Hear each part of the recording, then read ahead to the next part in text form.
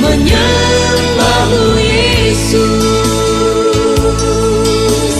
Jamahlah kami, penuhi kami dengan kuasa Allah Maha Tinggi.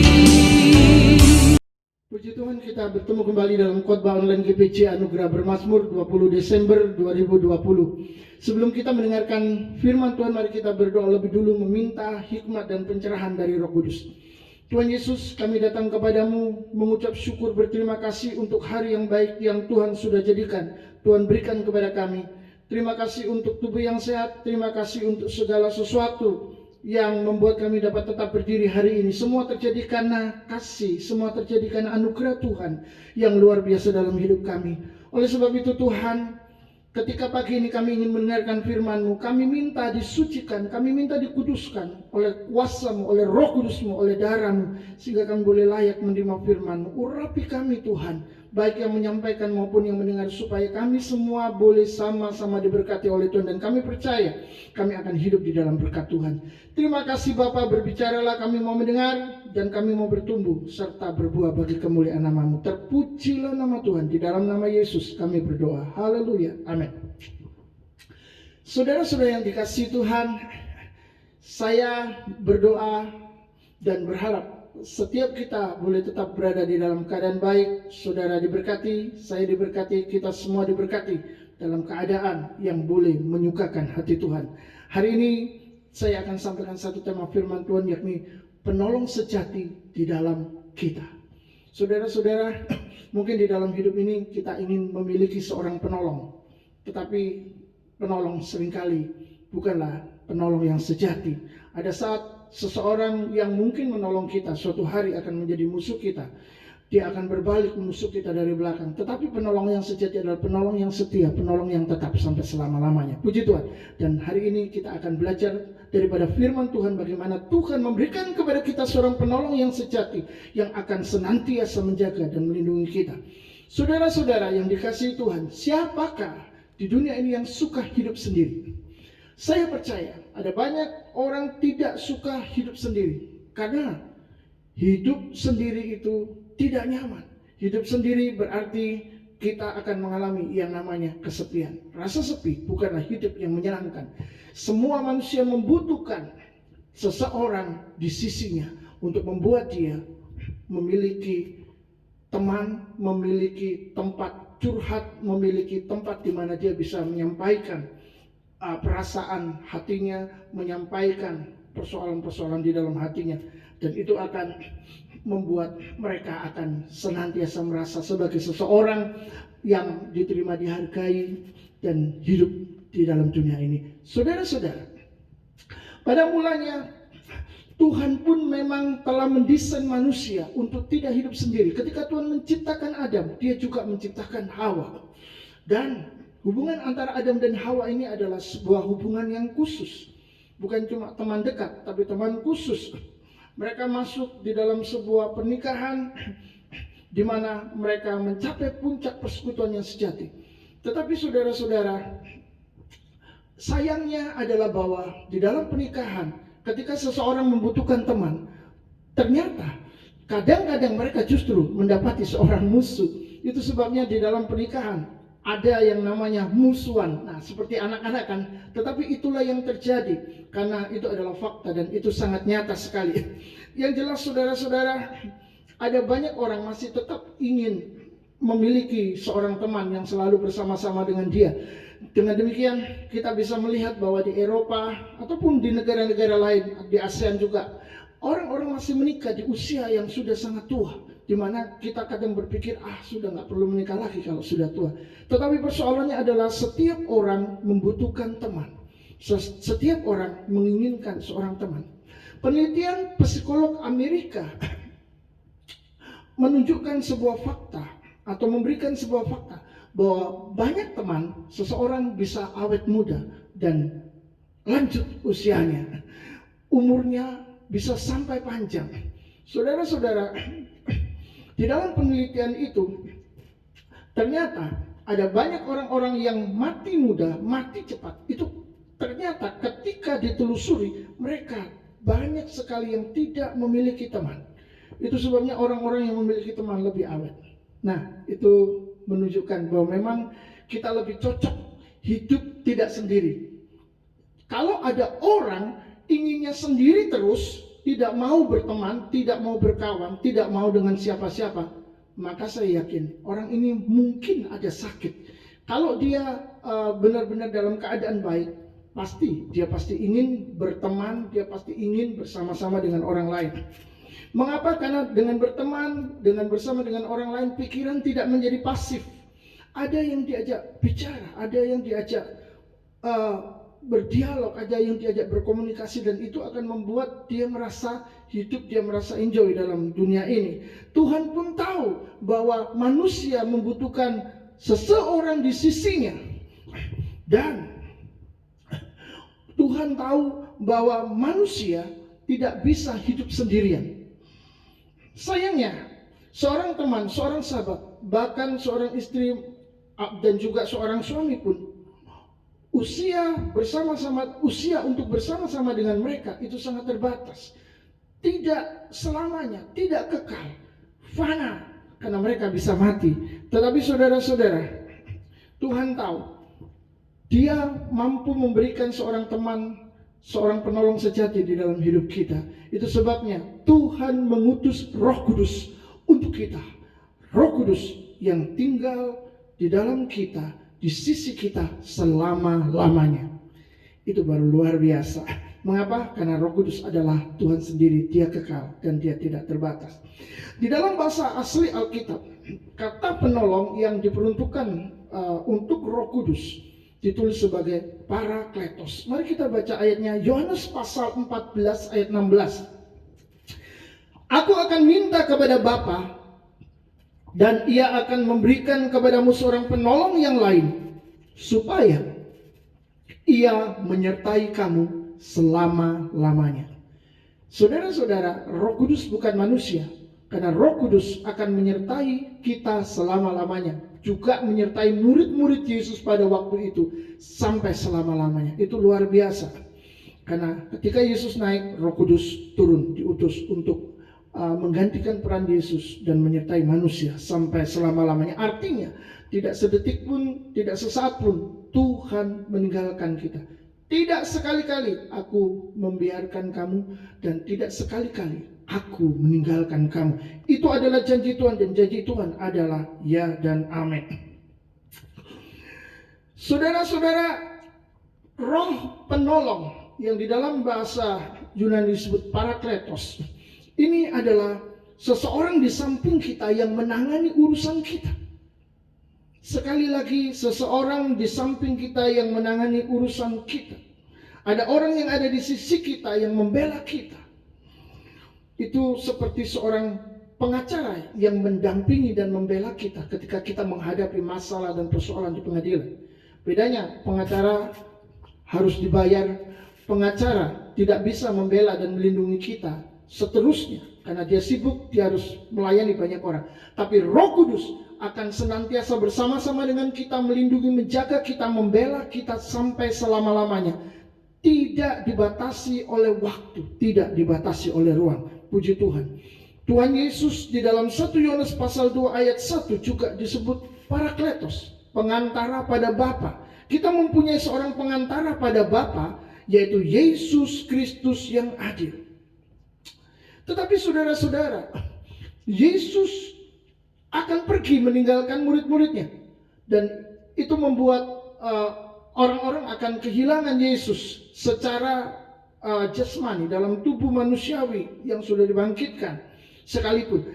Di dalam Yohanes 14 ayat 2, Tuhan Yesus berkata, di rumah Bapakku banyak tempat tinggal, sebab aku pergi ke situ untuk menyediakan tempat bagimu. Setelah tugas penebusannya selesai, Yesus menyelesaikan itu. Yesus menyediakan tempat bagi kita di surga. Puji Tuhan. Dan di dalam Kisah Rasul 3 ayat 21 dikatakan bahwa Kristus harus tetap tinggal di surga. Kristus harus tinggal di surga sampai waktu pemulihan segala sesuatu. Baru untuk kedatangannya yang kedua kali, Dia akan hadir kembali, dia akan datang lagi. Tetapi saudara-saudara, pada saat itu, sebelum saat kedatangan yang kedua kali, dia tetap harus tinggal di surga sampai waktu pemulihan. Apanya yang dipulihkan? Yang dipulihkan adalah umat Tuhan, jemaat Tuhan yang disempurnakan oleh Tuhan. Puji Tuhan. Jadi saudara-saudara, pelayanan Roh Kudus itu sebenarnya lengkap ya. Maka pekerjaan selanjutnya yang dikerjakan oleh Roh Kudus untuk mendampingi kita dalam menghadapi persoalan di muka bumi dan juga menghadapi urusan kita di muka bumi ini. Jadi perkara di sorga dan perkara di bumi, Roh Kudus hadir untuk kita, tinggal di dalam kita, berdiam di dalam kita, membantu kita, menolong kita mengatasi segala masalah dan persoalan. Itu sebabnya ketika kita menghadapi sesuatu dan kita tahu kita tidak mampu melakukannya, katakan saja kepadanya, Roh Kudus tolong saya, dan dia akan menolong. Kenapa? Karena ketika sudah menyebut namanya Roh Kudus, dia langsung tahu bahwa kita sedang membutuhkan bantuan. Bahkan sebelum kita mengucapkannya pun dia tahu, karena dia adalah Tuhan. Dan dia tinggal diam di dalam kita karena kita telah menerima Anak Allah, menerima Mesias, menerima Yesus sebagai Tuhan dan Juru Selamat kita. Itu sebabnya ketika kita panggil Roh Kudus datang. Kalau kita tidak menerima Yesus sebagai Tuhan dan Juru Selamat, maka kita panggil Roh Kudus pun dia tidak sudi menerima kita. Kenapa? Karena tidak ada darah yang menyucikan, menguduskan dan menebus kita dari segala dosa kita, yang membuat kita tidak layak untuk menjadi anak Allah. Kita layak karena dilayakkan oleh Tuhan yang mengasihi kita, oleh jasa darah Kristus di atas kayu salib untuk kita. Saudara-saudara yang dikasihi Tuhan, Roh Kudus datang untuk menolong kita di dalam segala hal. Ini penting untuk terus kita ingatkan di dalam pikiran kita. Ketika kita sedang menghadapi sakit penyakit, ketika kita sedang menghadapi masalah persoalan keluarga, atau mungkin saat ini yang lebih ramai sedang menghadapi masalah keuangan, atau mereka yang sedang terkena corona atau COVID, sedang menghadapi masalah kesehatan, membutuhkan kesembuhan. Roh Kudus hadir dimanapun saudara berada, di rumah sakit, di rumah, di gedung tinggi, bahkan di atas gunung sekalipun, bahkan di atas awan-awan ketika saudara naik pesawat terbang, Roh Kudus ada di sana. Karena kehadirannya tidak dibatasi oleh apapun. Dia adalah Tuhan, dia adalah Allah kita. Saudara-saudara yang dikasihi Tuhan, di dalam Kisah Rasul pasal 5 ayat yang ketiga, ayat yang ketiga dan keempat, Roh Kudus disebut sebagai Allah.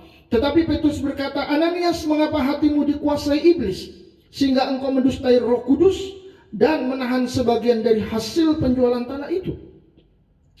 Selama tanah itu tidak dijual, bukankah itu tetap kepunyaanmu? Dan setelah dijual, bukankah hasilnya itu tetap dalam kuasamu? Mengapa engkau merencanakan perbuatan itu dalam hatimu?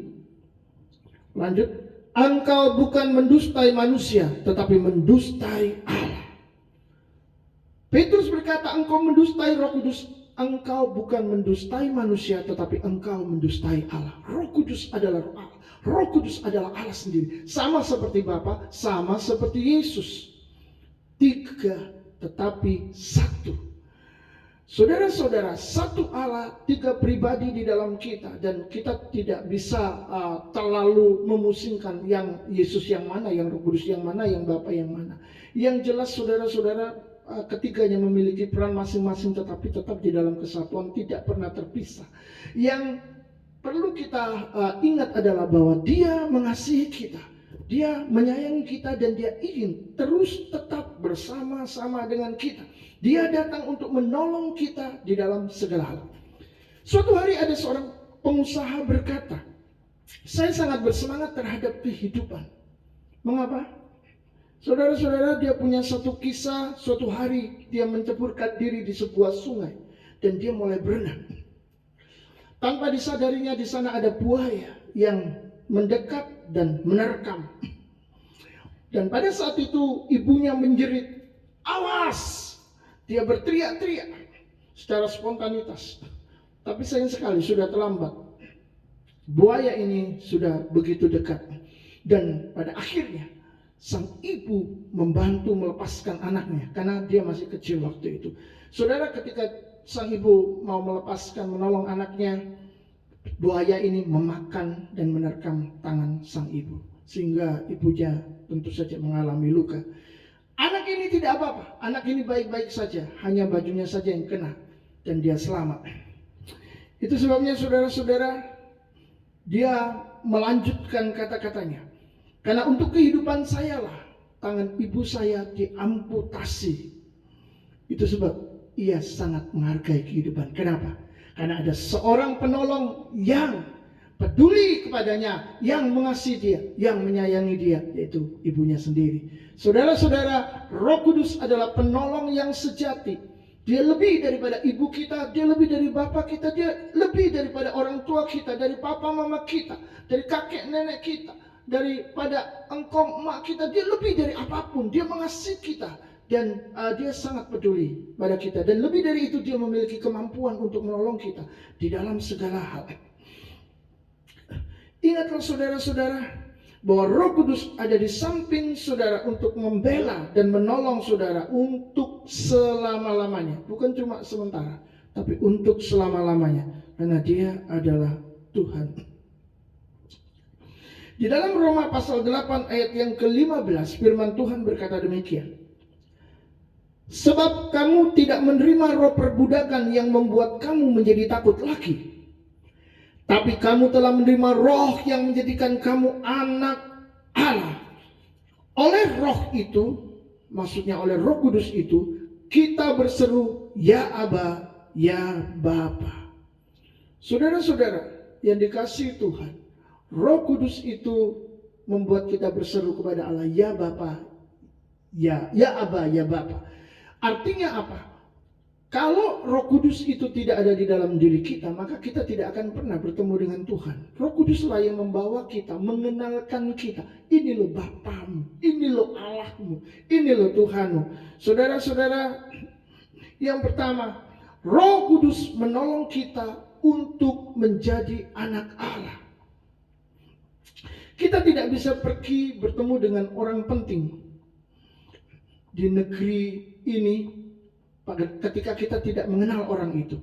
Maka dibutuhkan seseorang yang sangat dekat dengan orang itu, karena dia orang penting, orang besar. Maka dia punya wakil atau dia punya seorang pengantara untuk membawa kita kepadanya. Dan pengantara itu yang akan mempertemukan kita. Ini loh dia, orang penting itu. Ini loh dia, orang besar itu, yang kamu perlu bertemu dengannya. Saudara-saudara, itulah yang dikerjakan Roh Kudus. Roh Kudus menjadikan kita anak Allah dengan berseru, ya Aba, ya Bapa. Kita punya Allah, kita punya Bapa. Dan lebih dari itu, kita punya seseorang yang selalu bersama-sama dengan kita, di dalam kita, untuk membawa kita masuk, tinggal, diam, dan tenggelam di dalam Dia, di dalam Tuhan yang mengasihi kita, di dalam diri Allah. Saudara-saudara, kita tidak tahu bagaimana seharusnya kita menjadi orang benar. Walaupun kita membaca firman Tuhan, kita juga tidak bisa mengerti apa arti daripada firman Tuhan yang suci dan kudus itu. Kita tidak tahu bagaimana hidup sesuai kehendak Allah, karena kita maunya hidup semau kue. Kita ini sesat, seperti di dalam Yesaya 53 ayat yang ke-60. Kita ini sesat seperti domba. Saudara-saudara, bagaikan rakyat jelata yang masuk ke dalam keluarga raja dan menerima gelar seorang pangeran. Seperti itulah hidup kita. Kita ini seperti orang bodoh. Kita adalah rakyat jelata yang tiba-tiba masuk di sebuah kerajaan dengan tata cara dan bagaimana mereka hidup. Wah, itu sangat berbeda sekali. Dan kita tidak tahu apa-apa. Roh Kudus inilah yang menolong kita, mengajari kita bagaimana caranya kita menjadi seorang pangeran. Kita menjadi orang-orang di dalam kerajaan itu. Itu sebabnya saudara-saudara, kita yang kotor, yang rendah, ya, kita yang tidak terbiasa dengan hal-hal berurusan dengan perkara-perkara rohani, Roh Kuduslah yang menolong kita, mendorong kita, memimpin kita, menuntun kita untuk mengerti semuanya itu. Seperti seorang penyanyi dari Indonesia, Alda, mungkin sudah masih ingat, dia menyanyikan sebuah lagu, Aku Tak Biasa. Saudara-saudara, kita juga tidak biasa hidup sebagai anak-anak kerajaan. Tapi Roh Kudus itulah yang membuat kita menjadi anak-anak kerajaan. Kita mengerti kehendak Tuhan, kita mengerti rencana Tuhan. Yang kedua, Roh menolong kita mengerti kelemahan lewat doa yang rahasia untuk mendatangkan kebaikan. Di dalam Roma 8 ayat 26 sampai 28. Roma 8 ayat 26 sampai 28. Demikian juga Roh membantu kita dalam kelemahan kita, sebab kita tidak tahu bagaimana sebenarnya harus berdoa. Tetapi Roh sendiri berdoa untuk kita kepada Allah dengan keluhan-keluhan yang tidak terucapkan, dan Allah yang menyelidiki hati nurani mengetahui maksud Roh itu, maksudnya Roh Kudus, yaitu bahwa Ia, Roh Kudus, sesuai dengan kehendak Allah berdoa untuk orang-orang kudus. Kita tahu sekarang bahwa Allah turut bekerja dalam segala sesuatu untuk mendatangkan kebaikan bagi mereka yang mengasihi Dia, yaitu bagi mereka yang terpanggil sesuai dengan rencana Allah. Saudara, kita mendengarkan barusan bahwa Roh Kudus menolong kita menaikkan doa-doa yang rahasia kepada Allah yang kita sendiri tidak mengerti, dan itu berkaitan dengan kelemahan kita, kebutuhan kita untuk menjadi anak-anak Allah. Jadi kita ini banyak ditolong oleh Roh Kudus. Kita ini banyak mengalami mujizat dari Roh Kudus. Cuma kita tidak tahu karena kita tidak bisa melihat dunia roh. Tetapi di dalam dunia roh terjadi peperangan yang dahsyat. Kuasa iblis, roh jahat atau setan itu terus menerus menyerang kita, dan Roh Kuduslah yang menolong menjaga kita. Dan juga mungkin ada kecelakaan, mungkin ada bencana dan lain sebagainya, hal-hal yang membahayakan kita. Kita tidak mengetahui itu, tetapi Roh Kudus yang ada di dalam diri kita menghindarkan kita, menjaga kita, melindungi kita, menolong kita. Saudara-saudara, kita tidak pernah tahu masa sekarang dan masa depan yang akan terjadi. Itu sebabnya kita butuh penuntun untuk memberitahu bagaimana caranya berbicara dan memohon yang tepat kepada Allah. Roh Kudus dihadirkan di dalam hidup kita untuk membantu kita berdoa. Berdoa dengan tepat dan benar. Bukan berdoa yang meleset, bukan berdoa yang salah. Sehingga saudara-saudara, kita menerima berkat dari Tuhan dan bukan mengalami masalah, mengalami kesulitan dan kutuk kemudian. Roh Kudus adalah roh yang selalu hadir dan menjaga kita dan mengatur segala sesuatunya. Satu hari tepat sebelum saya kecelakaan pada tahun 2006, kakak perempuan saya tiba-tiba dipimpin oleh Tuhan, dipimpin oleh Roh Kudus untuk berpuasa. Dia tidak pernah ngerti kenapa dia harus berpuasa, tetapi tiba-tiba dia berpuasa. Dan ternyata hari itu adiknya pada malam hari jam 9 malam mengalami kecelakaan dan hampir mati. Nyawa saya hampir saja putus karena 35 meter saya terpental dari tempat tabrakan. Saudara-saudara, itu jaraknya cukup jauh dan seharusnya saya mati. Muka saya sudah bengkak, darah keluar terus dari mulut saya, tetapi saya tetap hidup. Bagaimana bisa? Karena ada orang-orang yang berdoa untuk saya. Saya yakin bukan kakak perempuan saya. Sebelum-sebelumnya ada orang-orang yang sudah mulai berdoa. Karena Tuhan Roh Kudus sendiri juga bukan cuma memimpin kakak saya berdoa puasa, tetapi 2 bulan sebelumnya Tuhan sudah memberitahukan kepada saya, memimpin saya bahwa waktu saya sudah gak lama lagi. Dan ketika saya beritahukan ini kepada orang-orang, mereka mulai banyak berdoa. Saudara-saudara yang dikasih Tuhan, saya percaya doa mereka itu menghindarkan saya dari kecelakaan. Seperti doa murid-murid Yesus yang lain berdoa untuk Petrus, dan Petrus tidak bisa lepas daripada penjara. Saudara-saudara, ini bukan karena doa-doa mereka itu luar biasa dan hebat, tetapi karena Roh Kuduslah yang mengadakan, yang mengatur semua itu. Roh Kudus mengatur mereka berdoa, dan Tuhan menjawab doa mereka untuk membuat Petrus keluar dari penjara dan saya selamat dari kecelakaan. Puji Tuhan. Dan luar biasa, ada peristiwa lain. Kenneth Hagin, seorang hamba Tuhan dari luar, suatu kali pagi-pagi dia tiba-tiba bermimpi Dia berada seperti di rumah sakit, dan dia masuk kamar.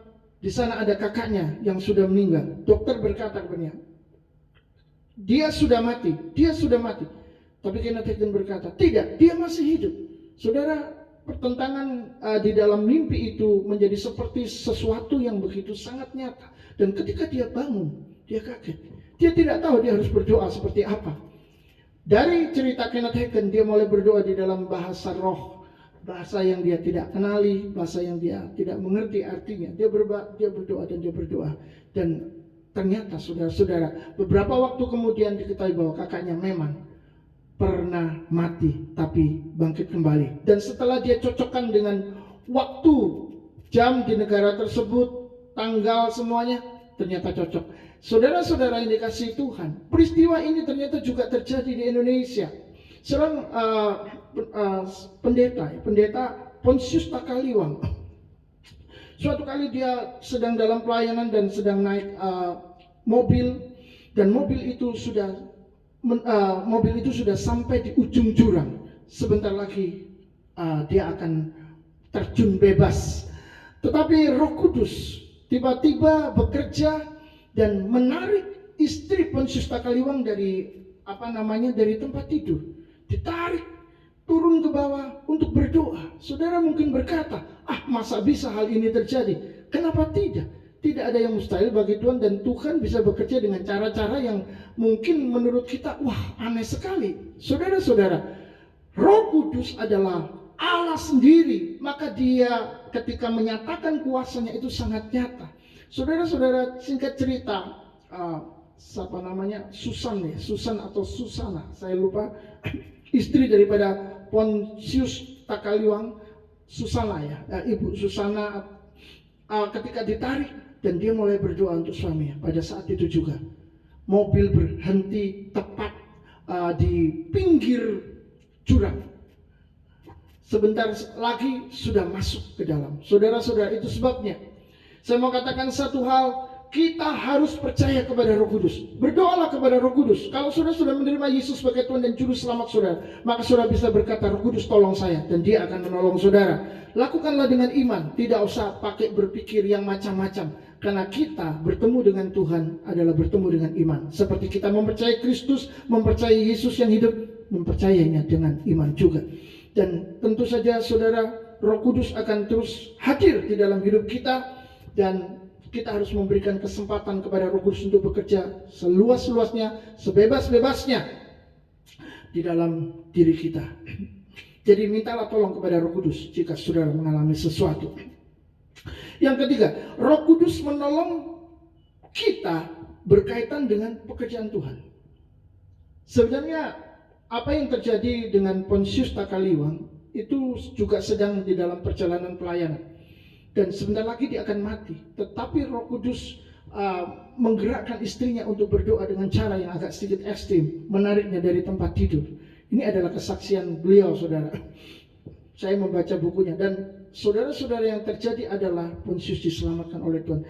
Jadi saudara, Roh Kudus menolong kita berkaitan dengan pekerjaan Tuhan. Di dalam Kisah Rasul 16 ayat 25 sampai 26, Roh Kudus juga melepaskan Paulus dan Silas dari belenggu penjara. Saya akan bacakan untuk saudara. Kisah Rasul 16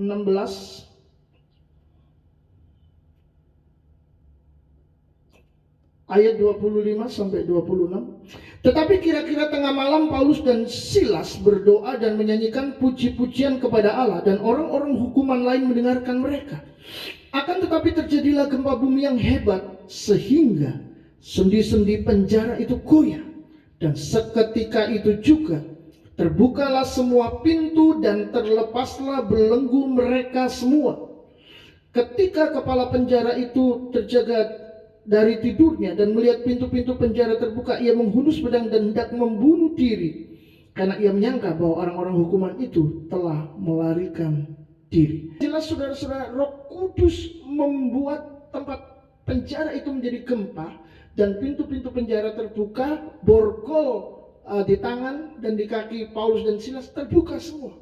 Mungkin kita berkata, mungkin itu gempa bumi. Gempa bumi tidak bisa membuka borgol saudara yang ada di tangan.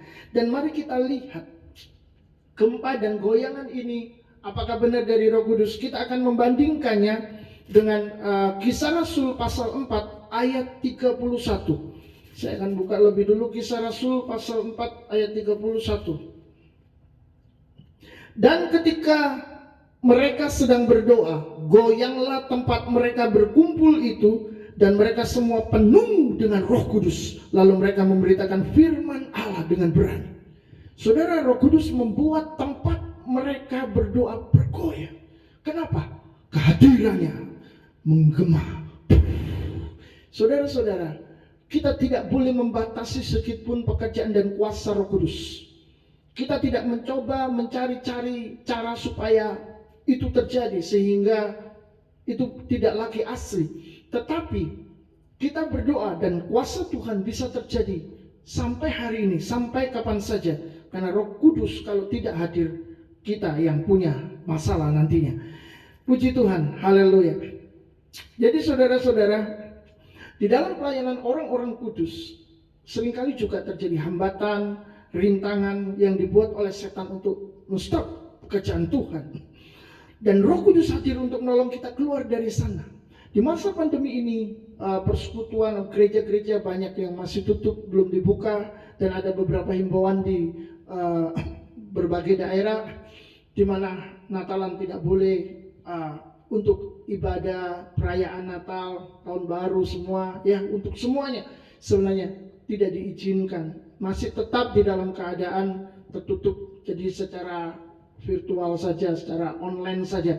Saudara-saudara, tentu saja ini akan membuat banyak orang merasa tertekan, membuat banyak orang merasa berat, bosan di rumah terus, tapi ibadah juga nggak bisa juga. Jadi ada banyak kebuntuan yang sedang terjadi dalam kehidupan kita. Belum lagi ada masalah ekonomi yang membelit, dan mereka yang juga ada hutang juga bingung juga membayarnya karena pemasukan semakin sedikit. Baru saja juga di Sampang ada dua anak perempuan yang masih kecil terseret oleh banjir dan meninggal. Dan saudara-saudara, di dunia ini tempat penderitaan, tempat di mana banyak sekali masalah. Bagaimana caranya kita menghadapi ini, masa-masa kesusahan, kesulitan, dan segala macam hal, termasuk di dalam pekerjaan Tuhan yang seakan-akan terhenti gara-gara pandemi. Ingatlah, Roh Kuduslah yang akan menolong kita, membantu kita keluar dari sana. Kehadiran Roh Kudus akan membuat semua persoalan dan masalah yang kita hadapi akan menjadi selesai. Artinya, Roh Kudus akan menggantikan gereja dan tempat kebaktian kita. Roh Kudus akan menggantikan tempat di mana kita bisa mendapatkan penghiburan di luar, mendapatkan berkat materi dari luar.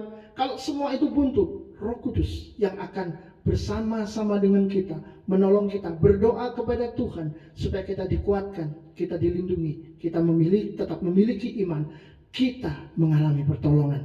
Puji Tuhan.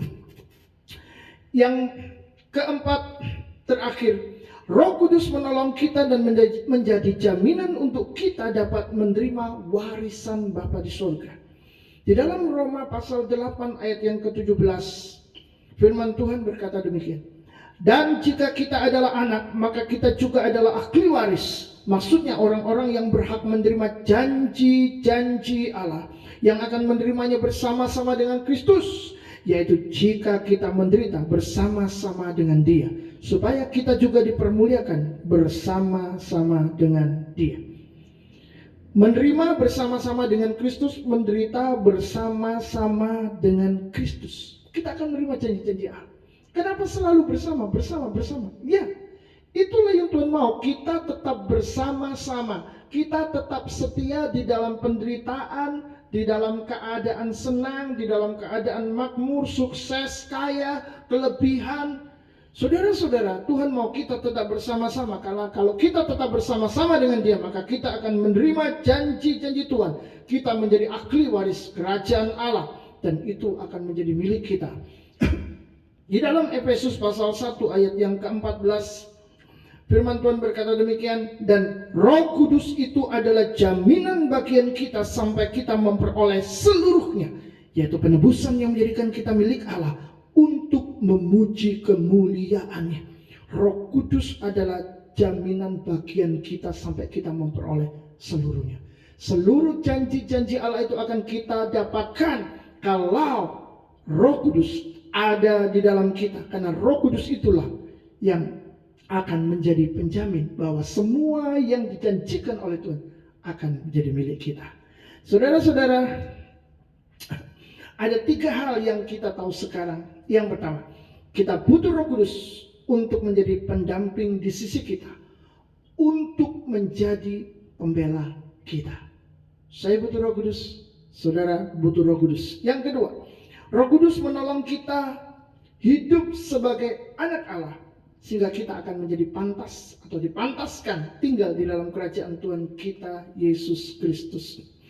Jadi kalau tidak ada Roh Kudus, kita tidak mungkin bisa menjadi anak Allah, karena Roh Kuduslah yang mengajari kita mengenal Bapa kita dengan berseru ya Aba, ya Bapa. Yang ketiga, terakhir, Roh Kudus menolong kita keluar dari kesesakan dunia dan kesesakan di dalam pelayanan kita kepada Tuhan. Di dalam menghadapi masalah-masalah, persoalan-persoalan, jangan putus asa, jangan gentar, jangan takut, jangan bimbang, jangan ragu, jangan khawatir. Masalah persoalanmu di dunia dan masalah-masalah di dalam pelayananmu, Roh Kuduslah yang akan menolong dan memberikan kepada kita pertolongannya yang ajaib. Karena pelayanan Roh Kudus itu lengkap dan sempurna. Dan saudara-saudara, yang terbaik adalah Dia akan bersama-sama dengan kita selama-lamanya. Dia akan tinggal di dalam hati kita. Jadi tetaplah bersama dengan Roh Kudus. Amin.